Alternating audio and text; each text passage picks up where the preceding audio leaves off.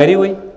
او ریاکاری د خدای پاک بدی شي وی ریاکار سره چې خدای پاک ته اعمال وسی وی خدای به چې مال دین دي کړي چاله دي چې کړي لار شاغونه خپل اجر والا نو ځان بخینه چې کله ته ځان خینه بیا وسه کې اسراف پکې نه پیسې ډېرې لګي نو تعالی چې مور کمه پیسې درکړي نه هغه به تا ضایع کړي ته به چې څه شوې ابو چې تعالی چې ما پرون پیسې درکړې وي ته به په جواب کې وای چې زمانه ورکه شوې نو هغه به تا خوړلې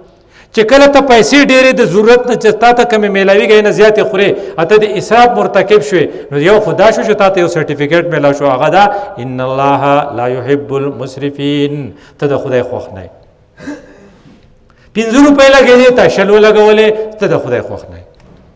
یو خدای ته دا او دویمه خبره دا چې دا پیسې پوره کول لپاره وکړي دی چې غلا دې کړي یو چړی چې خپل دغه ګوري تاسو به کتلی کنه هغه حواله د بل نه پیسې پټ کړي نو هغه ویجه زمانہ چا پیسې پټ کړي په کلاس کې نو هغه ټیچر وی ویلکه ټول سترګې پټ کړي چې څوک دا غل معلوم نشي عزت نفس برقرار ساتلو لپاره بیا هغه ټیچر وی ټول خپل جیبونه کولاو کوي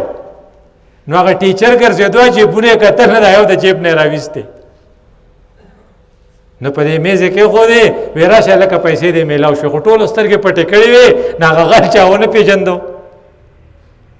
نو لګي ورځې پس هغه غل چې کوم غل هلکو په سټوډنټو هغه توبه استلې و ګریټ مین ته جوړ شو نو سموده پس هغه ټیچر چې ته پیسې را استلې وي ابو ډا شو دې سره میلاو شو وې سر تاسو ما سره ډیر زیات ښه کړیو تا زما د عزت نفس برقرار ساتلو وې د څه شي وې هغه ماشه پیسې پټې کړې وې نو هغه تا زما جیب نه چرستلې وې هغه ورته وې نه جی ما چې د چا د جیبون نه راستې نه ما سترګې پټې کړې وې ته ما نه پیژندلې ما وی چې ما تم ستا عزت نفس دغه نشي نو د خل الکانو ته ما وی چې سترګې پټې کړي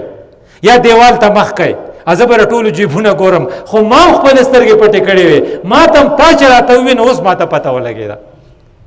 نو په کلاس کې چې ته غلا کوې کنه د غلا مرتکب کېږي نو ځکه چې د ضرورت نه به دې ډېرې لګولي نو ته نازولې وې نو تا څه چلو کو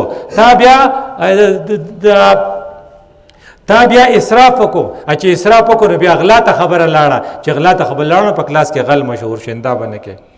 او بیا اخیری خبره دا چې اوسو صفاتونه په ځان کې پیدا کوو ځکه موږ د سیرت په پیغام کې وکتل چې پاغه کې په دې باندې بین دی نمبر 1 جھوٹی گفتگو دروغ بنوایو ځکه د خدای پاک کوم لعنتی او ان الله لا يهدي کاذب